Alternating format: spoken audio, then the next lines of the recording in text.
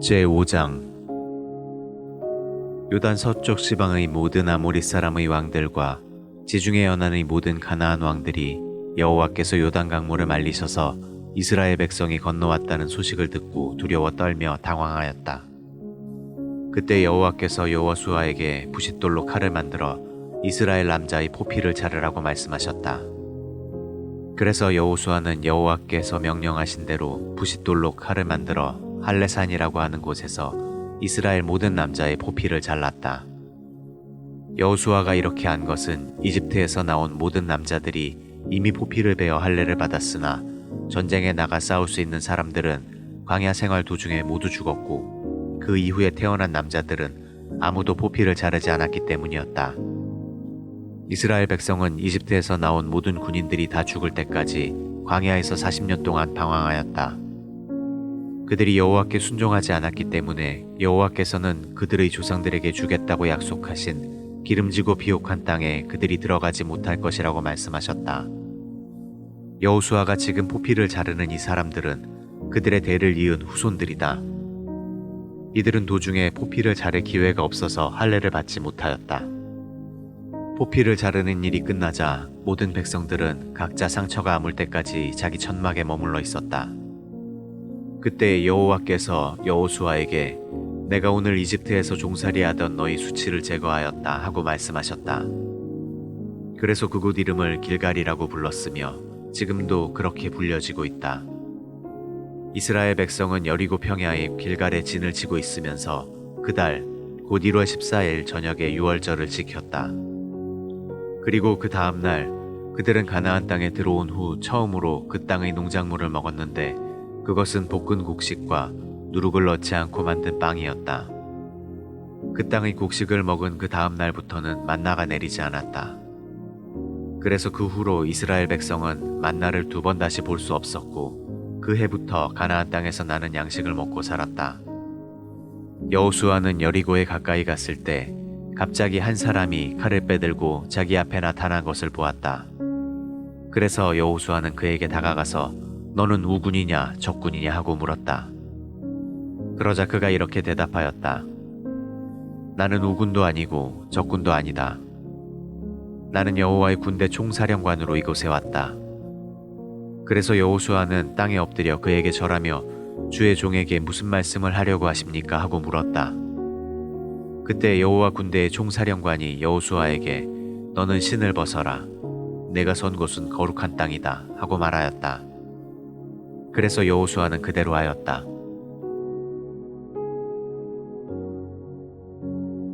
제6장 여리고성에 사는 사람들은 이스라엘 백성을 두려워하여 성문을 굳게 닫고 일체 출입을 금하였다.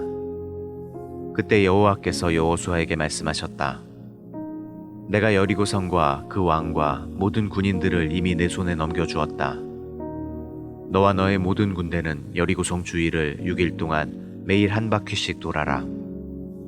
제사장 7명이 각자 순양의 뿔로 만든 나팔을 들고 법궤 앞에서 돌게 하고 7일째 되는 날에는 제사장들이 나팔을 부는 가운데 너희가 그 성을 7바퀴 돌아야 한다. 제사장들이 나팔을 한번 길게 불면 모든 백성이 큰 소리로 외치게 하라. 그러면 그 성벽이 무너질 것이다. 그때 너희 모든 군대는 곧장 성 안으로 쳐들어가야 한다. 그래서 여호수아는 제사장들을 불러놓고 그들에게 말하였다. 여러분은 여호와의 법궤를 메십시오.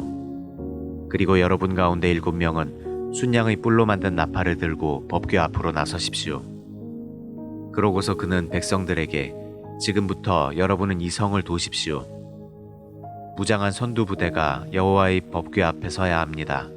하고 명령을 내렸다. 그래서 여호수아가 명령한 대로 7명의 제사장들이 각자 순양의 뿔로 만든 나팔을 잡고 여호와 앞에서 행진하며 나팔을 불고 여호와의 법궤는 그 뒤를 따랐다. 그리고 무장한 선두 부대는 나팔을 부는 제사장들 앞에 서고 후방 부대는 법궤 뒤에서 행군했으며 나팔 소리는 계속 울려 퍼졌다. 그러나 여호수아는 백성들에게 특별한 지시가 있을 때까지 외치지 말며 아무 말도 입 밖에 내지 말고 기다렸다가 지시가 있을 때 외치라고 명령하였다. 그래서 이스라엘 백성은 그날 여호수아의 지시대로 법궤를 앞세우고 성을 한 바퀴 돈 다음 진영으로 돌아와 거기서 잤다. 그 다음 날에도 그들은 아침 일찍 일어나 전날과 같이 성을 한 바퀴 돈 다음 진영으로 돌아왔다. 그들은 이렇게 하는 일을 6일 동안 반복하였다. 7일째 되는 날에 그들은 새벽 일찍 일어나 전과 같은 방법으로 성을 7바퀴 돌았는데 그들이 성을 7바퀴 돈 것은 이날밖에 없었다. 7바퀴째에 여호수아는 백성들에게 제사장들이 나팔을 부는 순간 외치라는 명령과 함께 다음과 같은 세부 사항을 지시하였다. 여호와께서 이 성을 여러분에게 주셨습니다.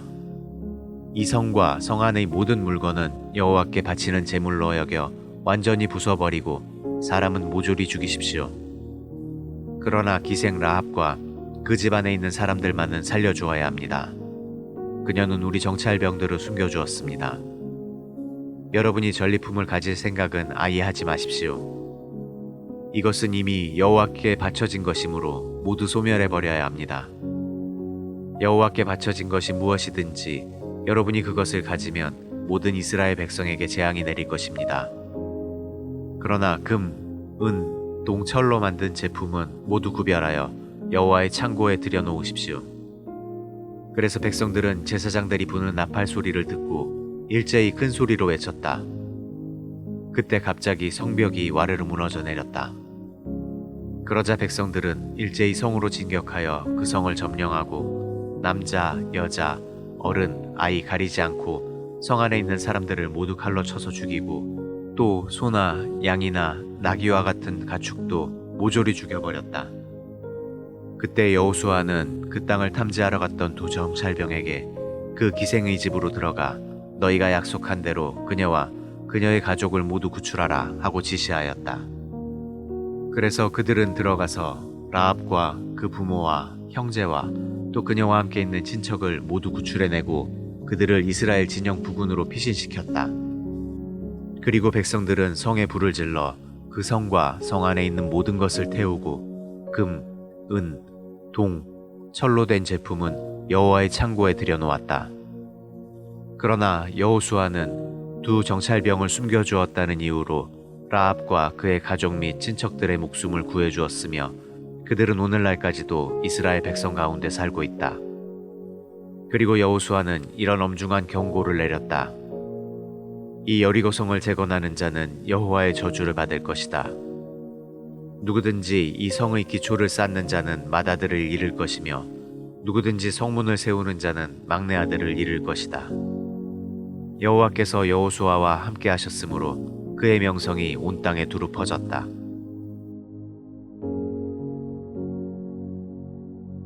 제7장 이스라엘 백성 가운데 전리품에 관한 여호와의 명령을 어기고 죄를 범한 자가 있었다. 그는 유다 지파에 속한 세라의 증손이며 삽디의 손자이자 갈미의 아들이 나간이었다. 그가 전리품의 일부를 훔쳤으므로 여호와께서 이스라엘 백성에게 몹시 노하셨다. 여리고성을 점령한 직후에 여호수아는 여리고에서 몇 명의 정찰병을 보내 베델 동쪽 베나웬 근처에 있는 아이성을 탐지해 오라고 지시하였다. 그래서 그들은 그 땅을 탐지하고 돌아와서 여호수아에게 이렇게 보고하였다. 아이성을 치기 위해 모든 군대가 다 올라갈 필요는 없습니다. 그곳은 2~3천 명 정도의 병력이면 충분히 칠 수 있는 조그마한 성이었습니다.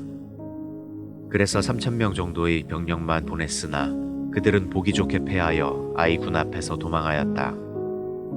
아이군이 접전 끝에 36명 정도의 이스라엘 군을 죽이고 도주하는 나머지 병력을 성문에서부터 스바림까지 추격하여 빗달길에서 쳤으므로 이스라엘군은 전의를 상실한 채 기진맥진하여 떨고 있었다. 그러자 여호수아는 이스라엘 백성의 지도자들과 함께 옷을 찢고 통곡하며 머리에 티끌을 뒤집어 쓰고 해가 저물도록 여호와의 법궤 앞에 엎드려 있다가 여호와께 이렇게 부르짖었다. 주 여호와여, 정말 슬픈 일입니다.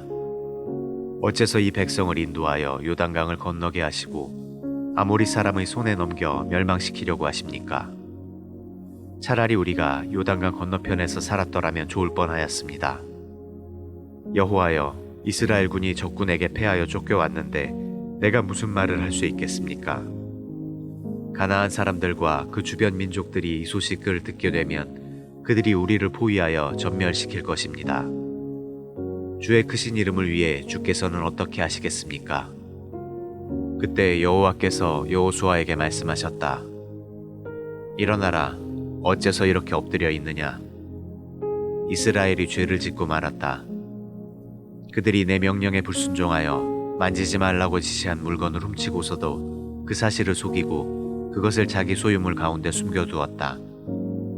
이것이 바로 이스라엘 군이 적군에게 패하여 등을 돌리고 달아나게 된 이유이다. 그 결과 너희도 역시 그 저주받은 물건과 같이 되었다. 너희가 가져가서는 안 될 그 물건을 너희에게서 제거하지 않는 한 내가 다시는 너희와 함께하지 않을 것이다. 너는 일어나 백성들을 성결하게 하고 내일을 위해 준비하라고 지시하여라. 그리고 이스라엘의 하나님 나 여호와가 이렇게 말한다고 그들에게 전하여라. 이스라엘아, 너희 가운데 가져서는 안 될 물건을 도둑질한 사람이 있다. 너희가 그 물건을 너희에게서 제거하기 전에는 너희가 적군을 당해낼 수 없을 것이다. 내일 아침 너희는 지파별로 내 앞에 가까이 나오너라. 범인이 속해 있는 지파를 나 여호와가 지적하겠다. 나에게 지적당한 그 지파는 집안별로 가까이 나오너라. 나 여호와가 그 범죄한 집안을 지적하겠다. 나에게 지적당한 집안은 가족별로 나오너라. 그리고 지적당한 가족은 한 사람씩 나와야 한다. 너희는 가져서는 안 될 물건을 도둑질한 자로 뽑힌 그 사람과 가족을 화형시키고 그가 가진 모든 물건을 불태워버려라. 그는 나 여호와와의 계약을 어기고 이스라엘 가운데 재난을 불러일으킨 장본인이다. 다음날 아침 일찍 여호수아는 이스라엘 백성을 각 지파별로 여호와 앞에 가까이 나오게 했는데 그 중에서 유다 지파가 뽑혔다. 그리고 유다 지파를 각 집안별로 나오게 했을 때 세라 집안이 뽑혔다. 그 다음에 여호수아가 세라 집안을 각 가족별로 나오게 하자 거기서 삽디의 가족이 뽑혔고 마지막으로 삽디의 가족 중에서 남자들을 한 사람씩 나오게 하자 삽디의 손자이며 갈미의 아들인 아간이 범인으로 뽑혔다. 그때 여호수아가 아간에게 말하였다. 너는 이스라엘의 하나님 여호와께 사실을 말하고 죄를 고백하여라. 내가 한 일을 하나도 숨기지 말고 낱낱이 나에게 말하라. 그러자 아간이 여호수아에게 대답하였다. 내가 이스라엘의 하나님 여호와께 범죄한 것이 사실입니다. 내가 바빌로니아 제품의 예쁜 외투 한 벌과 약 2.3kg의 은과 570g의 금덩어리 하나를 보고 탐이 나서 가져왔습니다. 그 물건들은 지금 내 천막 안의 땅 속에 묻혀 있으며 은은 제일 밑에 있습니다. 그래서 여호수아는 몇 사람을 시켜 그 물건들을 찾아오라고 지시하였다. 그들이 천막으로 달려가 보니 그 물건들은 아간이 말한 곳에 그대로 숨겨져 있었고 은은 제일 밑에 있었다. 그들은 그 물건을 여호수아와 백성들이 있는 곳으로 가져와 여호와 앞에 쏟아 놓았다. 그러자 여호수아와 모든 이스라엘 백성은 아간과 그의 아들 딸들을 붙잡고 그 은과 외투와 금덩어리와 그의 모든 가축과 천막 그리고 그가 소유한 모든 물건을 끌고 아골골짜기로 올라갔다. 여호수아가 아간에게 내가 어째서 우리를 그처럼 괴롭혔느냐? 이제 여호와께서 너를 괴롭힐 것이다. 하자 이스라엘 백성이 아간과 그 가족과 그 모든 소유물을 돌로 치고 불살라버렸다.